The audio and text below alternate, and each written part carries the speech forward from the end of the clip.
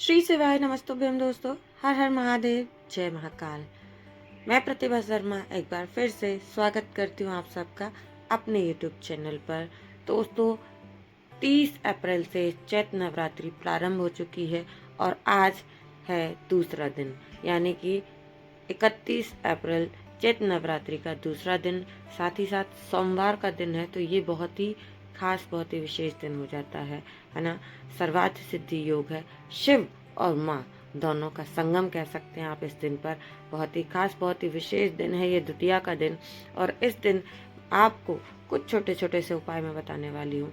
अगर आपके घर में कोई बच्चा, कोई व्यक्ति बहुत जिद्दी है, सुनता ही नहीं है ना, बहुत क्रोधी स्वभाव का है ना, तो आप छोटे से उपाय को कर सकते हैं।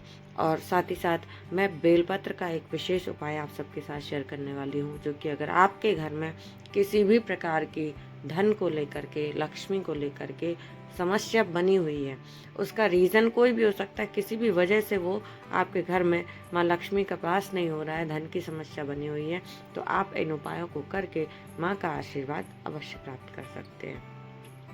तो यहाँ पे इस वीडियो में हम बात करने वाले हैं 2 उपायों की, जो कि पहला उपाय जो है, जो कि हमें करना है लौंग से। जी हाँ दोस्तों, लौंग का एक प्रयोग मैं आपको पहले भी बता चुकी हूँ। एक ये दूसरा प्रयोग है जो कि आपको 7 लौंगों से करना है। हमेशा आपको बताया गया है, ध्यान रखिएगा कि लौंग के जो फूल है वो टूटे हुए नहीं होने चाहिए, यानी कि आखा लौंग या साबुत लौंग आपको लेनी है। खंडित लौंग का प्रयोग किसी भी उपाय में कभी भी आपको भूलकर भी नहीं करना है। तो इस उपाय के लिए हम लेंगे यहाँ पर 7 लौंग। 7 लौंग आपको लेनी है। साथ ही साथ एक तांबे के लोटे में जल लेकर के पहुंच जाइए मंदिर में, शिवालय में, जहाँ कहीं भी घर के आसपास में जो भी शिव मंदिर है आप वहाँ पहुंच जाइए। चाहे तो आप इस उपाय को घर पर भी कर सकते हैं, परंतु घर पर हमारा शिवलिंग बड़ा छोटा सा होता है, तो कोशिश कीजिए कि आप शिवालय में जाकर के इस छोटे से उपाय को कर सकें। लेना क्या है मित्रों, 7 लौंग और एक साफ शुद्ध तांबे के लोटे में जल लेकर के पहुंच जाएंगे महादेव के समक्ष। और महादेव के समक्ष पहुंच करके आपने क्या करना है, सर्वप्रथम, क्योंकि नवरात्रि के 9 दिन चल रहे हैं, देवी का ध्यान कीजिएगा, माँ का स्मरण कीजिएगा, और जो 1 लोटा जल है हमारा, वो 1 लोटा जल सबसे पहले आपको महादेव के शिवलिंग के ऊपर समर्पित कर देना है। श्री शिवाय नमस्तुभ्यम बोल करके एक तांबे के पात्र का जो जल है महादेव के ऊपर समर्पित कर दीजिए। और समर्पित करने के बाद में कुछ सेकंड्स, कुछ देर रुकने के बाद आप देखेंगे कि जो जल है वो पूरा बह करके जलाधारी से नीचे चला जाता है। शिवलिंग को पूरा पोंछ लीजिए। उसके बाद जो 7 लौंग आपके पास है, वो 7 लौंग आपको महादेव को समर्पित करनी है। कहाँ समर्पित करनी है, ध्यान से सुनिएगा। जो जलाधारी वाला भाग होता है, यानी कि माता अशोक सुंदरी के स्थान पर, वो 7 लौंग आपको एक एक करके रख देनी है। और एक विशेष नाम, महादेव का एक विशेष नाम है नीलकंठेश्वर महादेव। नीलकंठेश्वर महादेव का स्मरण करते हुए, जाप करते हुए वह 7 लौंग आपको माता अशोक सुंदरी वाले स्थान पर, यानी कि जलाधारी पर समर्पित कर देनी है। और हाथ जोड़ करके महादेव से, भोलेनाथ से प्रार्थना करनी है कि हे महादेव, हे भोलेनाथ, जो हमारे घर का व्यक्ति है ये बहुत ही क्रोधी स्वभाव का है, बहुत ही जिद्दी स्वभाव का है, ये सुनता नहीं है, या आप किसी व्यक्ति की बीमारी के लिए भी इस उपाय को कर सकते हैं। तो आप उस व्यक्ति के नाम का स्मरण कीजिए, उसका ध्यान कीजिए, और महादेव को अपनी बात जो है, अपना कष्ट जो है वो आपको सुना देना है कि हे महादेव, मेरे घर का यह व्यक्ति जो है बड़ा क्रोधी स्वभाव का है, बड़ा बीमार है, तो आप इसके क्रोध को कम कीजिए, आप इसके क्रोध को हर लीजिए, आप इसके रोग को हर लीजिए।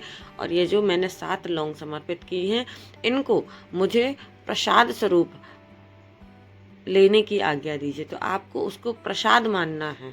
जो आपने महादेव को, नीलकंठेश्वर महादेव के नाम से 7 लौंग समर्पित करनी है, उसको प्रसाद स्वरूप आपको मानते हुए महादेव से उन्हें वापस मांगना है।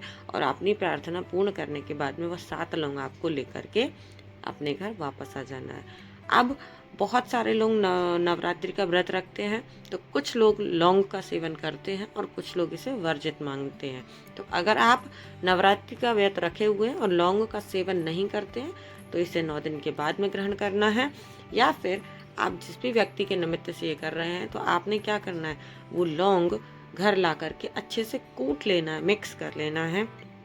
और किसी भी अनाज में, किसी भी चीज़ में मिला करके धीरे धीरे जो है उस व्यक्ति को खिलाना शुरू कर देना। आप देखिएगा कि आपको बहुत जल्दी लाभ दिखाई देगा। तो दोस्तों, इस वीडियो में मैंने पहला उपाय जो आपको बताया है, नीलकंठेश्वर महादेव के नाम से इस उपाय को करना है। जो व्यक्ति इस उपाय को आज के दिन यानी कि द्वितीया के दिन, नवरात्रि के दूसरे दिन करता है, उसको बहुत जल्दी लाभ दिखाई देता है। तो इस उपाय को करना ना भूलें।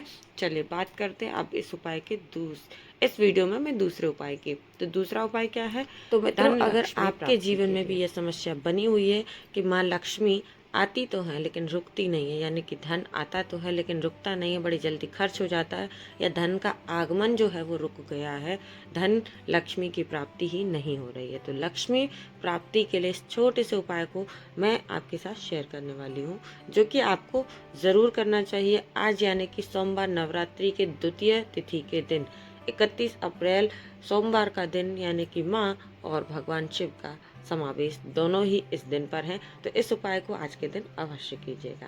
करना क्या है? आपने लेनी है एक प्यारी सी सुंदर सी बेलपत्र, जो कि सबसे प्रिय है महादेव की। जी हाँ, भोलेनाथ को सबसे प्रिय है बेलपत्र। तो एक प्यारी सी बेलपत्र ले लीजिएगा और साथ ही साथ एक लोटा जल, अपने घर का साफ सुथरा तांबे के पात्र में एक लोटा जल ले करके, साथ ही साथ एक और चीज आपको लेनी है, वो है लाल चंदन, जो हम भगवान को समर्पित करते हैं, लाल चंदन। ये 3 चीजें, प्यारी सी बेलपत्र, एक लोटा जल और लाल चंदन लेकर के पहुंच जाएंगे महादेव के समक्ष। जहां कहीं भी मंदिर, शिवालय हो आपके घर के आसपास, पहुंच जाइएगा और सबसे पहले महादेव को एक लोटा जल समर्पित करेंगे। श्री शिवाय नमस्तुभ्यम, ओम नमः शिवाय नाम का जाप करते हुए महादेव के ऊपर एक लोटा जल समर्पित कर दीजिएगा। ध्यान रखिएगा दोस्तों कि जब भी आप जल समर्पित करते हैं, एक धार से आपको समर्पित करना है।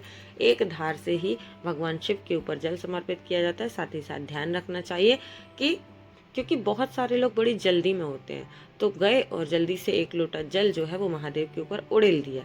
तो ऐसे नहीं करना है, बड़ा ध्यान करते हुए धीरे धीरे धीरे जल समर्पित करना चाहिए। कहा गया है कि उस जल के जो शिवलिंग के ऊपर जल चढ़ा रहे हैं, उसके छींटे आपके ऊपर नहीं आने चाहिए, अन्यथा आपको बहुत ही ज़्यादा कष्ट और दोष लगता है। तो ध्यान से आपको जल समर्पित करना है। जल समर्पित करने के बाद जो आपके पास प्यारी सी बेलपत्र है, बड़ी पत्ती को छोड़ करके साइड की दोनों पत्ती पर, जो छोटी 2 पत्तियां होती हैं, उस पर आपको लाल चंदन की एक एक बिंदी लगानी है। और जब आप बिंदी लगा रहे हैं तो आपको रिद्धि और सिद्धि का स्मरण करना है। जी हाँ, रिद्धि और सिद्धि का स्मरण करते हुए आपको एक एक बिंदी बेलपत्र की छोटी पत्तियों पर लगानी है। और यह बेलपत्र आपने महादेव के शिवलिंग के ऊपर समर्पित करना है। ध्यान रखिएगा कि जब आप शिवलिंग को बेलपत्र समर्पित कर रहे हैं तो डंडी का भाग जो होगा वो कहाँ होगा? जलाधारी की तरफ होना चाहिए, है ना। और आपको माँ रिद्धि सिद्धि का ध्यान करते हुए इस उपाय को करना है। साथ ही साथ माता से कामना करनी है कि हे माँ लक्ष्मी, आपका वास, आपका आशीर्वाद हमारे घर पर बना रहे। ऐसी कामना करते हुए उस बेलपत्र को आपको शिवलिंग के ऊपर समर्पित कर देना है और हाथ जोड़ करके अपनी कामना कहने के बाद पुनः अपने घर की ओर लौट जाना है। दोस्तों, इस वीडियो में मैंने आपको 2 छोटे से उपाय बताए हैं, साथ ही साथ ये जानकारी दी है कि शिवलिंग के ऊपर जल किस तरीके से चढ़ाना चाहिए। पूज्य गुरु जी की कथा को सुनकर के वीडियो के माध्यम से मैं जानकारी आप तक शेयर करती हूँ। उम्मीद करती हूँ ये जानकारी आप सबके लिए लाभदायक साबित होती होगी। तो अगर वीडियो थोड़ा सा भी अच्छा लगे तो लाइक करें, ज़्यादा से ज़्यादा लोगों तक शेयर कीजिएगा और कमेंट करके ज़रूर बताइए कि वीडियो कैसा लगा। माँ के या आप महादेव के किसी एक नाम का जो है वो उच्चारण करते हुए चैट बॉक्स में टाइप भी कर सकते हैं। चलिए दोस्तों, जानकारी अच्छी लगे तो शेयर ज़रूर करिएगा। मिलेंगे अगले वीडियो में फिर से कुछ महत्वपूर्ण जानकारी के साथ। तब तक के लिए श्री शिवाय नमस्तुभ्यम, हर हर महादेव, जय महाकाल, जय माता दी।